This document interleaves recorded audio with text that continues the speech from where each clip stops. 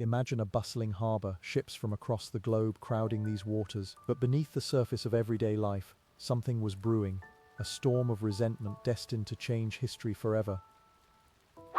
Boston Harbor in the 1770s, a place where fortunes were made and tensions would explode. What could possibly drive colonists to defy the most powerful empire on Earth? Let's find out. Across the Atlantic, in London, King George III viewed things very differently. Britain had just emerged victorious from a costly war, the French and Indian War. He believed the American colonies should shoulder some of that financial burden. It wasn't about malice. It was about perceived fairness. But how could he expect colonists thousands of miles away to understand his perspective?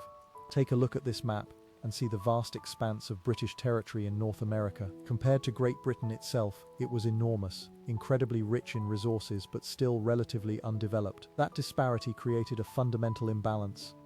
The colonies generated wealth, yet they were denied much say in how that wealth was used. How could colonists feel represented when their voices weren't heard across the ocean? For years, Britain attempted to regulate colonial trade through something called the Navigation Acts. These laws dictated where colonists could buy and sell goods, essentially funneling all commerce back to England. The intention was to enrich the mother country, but what it really did was foster a deep sense of unfairness. Colonists felt stifled, their economic freedom restricted. Then came the Sugar Act in 1764. It increased taxes on imported molasses, a key ingredient for rum, a hugely popular colonial product. Suddenly, everyday life felt more expensive and more controlled. This wasn't just about money, it was about principle. Was this the beginning of something much bigger? The colonists weren't passive victims, though. Colonial merchants started finding ways around the Sugar Act. Smuggling became rampant, with goods quietly slipping in through hidden ports. They also challenged the law in court. These were subtle acts of defiance, but they signaled something important. A growing unwillingness to simply accept British rule. What other forms of resistance would emerge? The situation escalated dramatically with the Stamp Act in 1765. This time it wasn't just sugar. Virtually every printed material, newspapers, legal documents, even playing cards, was taxed. Suddenly, everyone felt the pinch. It sparked outrage across all social classes, not just among merchants. Something truly revolutionary was taking shape. In Virginia, Patrick Henry delivered fiery speeches that resonated throughout the colonies. He famously declared that only representation meant taxation, no taxation without representation. His words ignited a spark of defiance in hearts everywhere. But could these powerful ideas truly unite such a diverse population? Recognizing the need for unity, representatives from 9 colonies gathered in New York City for the Stamp Act Congress. This was unprecedented, colonies acting together to challenge British authority. It marked a crucial turning point. Could this nascent intercolonial cooperation withstand the inevitable backlash? Faced with mounting economic pressure, as British merchants suffered because of colonial boycotts crippling trade, Parliament finally repealed the Stamp Act. It felt like a victory for the colonists, but it wasn't over. Almost immediately they passed the Declaratory Act, asserting their right to legislate for the colonies in any way they saw fit. The conflict was far from resolved. It had just been laid bare. What would Britain do next? The year is 1767, and Britain's coffers remained strained from the French and Indian War. Parliament then passed what became known as the Townshend Acts, a new set of taxes on imported goods like tea, glass, paper, and more. It wasn't just about money, it was about asserting control over the colonies. Colonists felt increasingly treated as a source of revenue, not equal partners in the British Empire. This sparked immediate anger and resentment that wouldn't disappear easily. But this time, things differed. 1. The colonists didn't just grumble, they organized. Boycotts, refusing to buy British goods, sprang up across the colonies. People got creative too, making their own clothes and finding alternatives to taxed products. It was a powerful demonstration of colonial economic strength, a message sent directly to London: we can do this ourselves. And for a while, it seemed to work. British merchants began to feel the pinch. London wasn't backing down.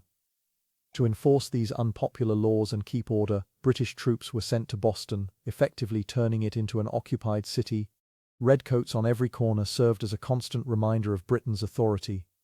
And a simmering tension filled the streets, an atmosphere where any spark could ignite something far more dangerous than anyone anticipated. Then came March 5, 1770, the Boston Massacre.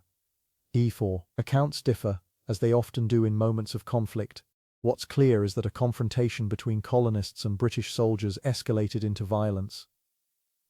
Shots were fired, people fell, and 5 colonists lost their lives.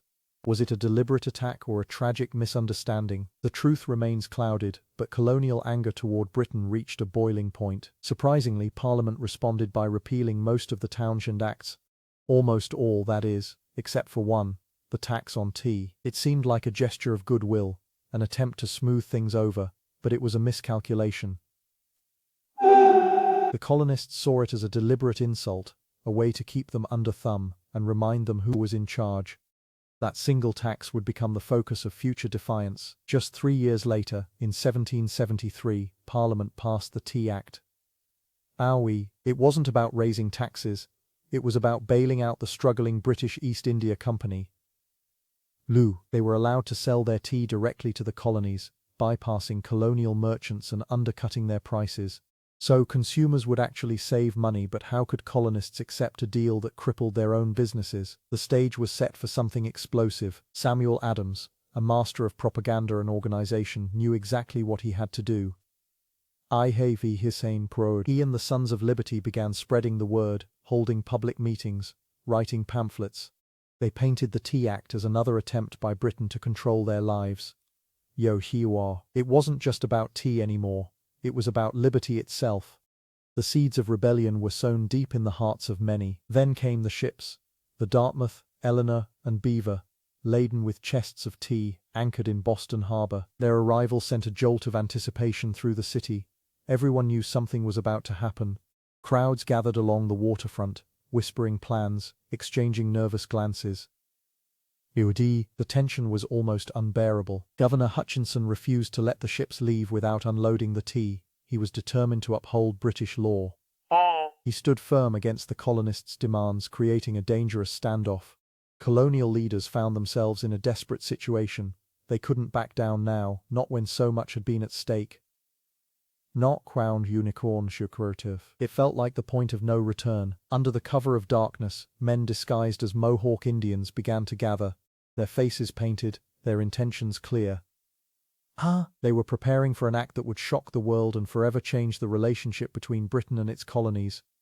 But what bold move would these patriots make, and could they get away with it? The harbor air hung thick, heavy with anticipation. Under the cloak of a moonless night, men disguised as Mohawk Indians silently slipped aboard the Dartmouth, Eleanor, and Beaver. Chest after chest of East India Company tea was heaved overboard, crashing into the dark water.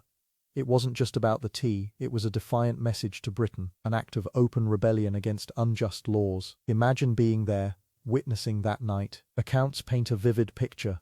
The rhythmic splash of tea chests hitting the water, the muffled shouts of disguised patriots. It was more than just destruction, it was theatre, a carefully orchestrated display meant to shock and provoke, a symbolic rejection of Parliament's authority. News of Boston's actions reached London like an electric shock. British officials were stunned, truly speechless. They hadn't anticipated such brazen defiance. It was clear, the colonists weren't just complaining, they were actively resisting. A line had been crossed, and there was no easy way back. Parliament's response was swift and merciless. The Boston Tea Party didn't just spark anger, it ignited a firestorm of legislation, what we know as the Intolerable Acts. These weren't about fairness anymore. They were designed to punish Boston and assert control, effectively choking off colonial liberties and pushing everyone closer to open conflict. But here's the question that still lingers. Was it a courageous act of resistance against tyranny, or was it an illegal act of vandalism, ultimately plunging the colonies into war? There's no simple answer. The Boston Tea Party remains one of history's most debated moments, a pivotal turning point on the road to revolution. The Intolerable Acts didn't just enrage Boston, they ignited colonial unity. Suddenly, everyone felt the sting of oppression.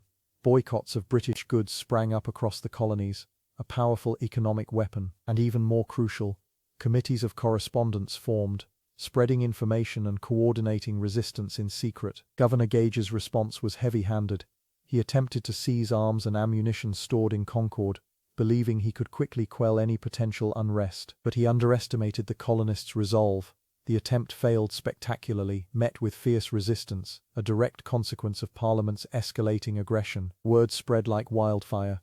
Gage's actions in Massachusetts couldn't be contained.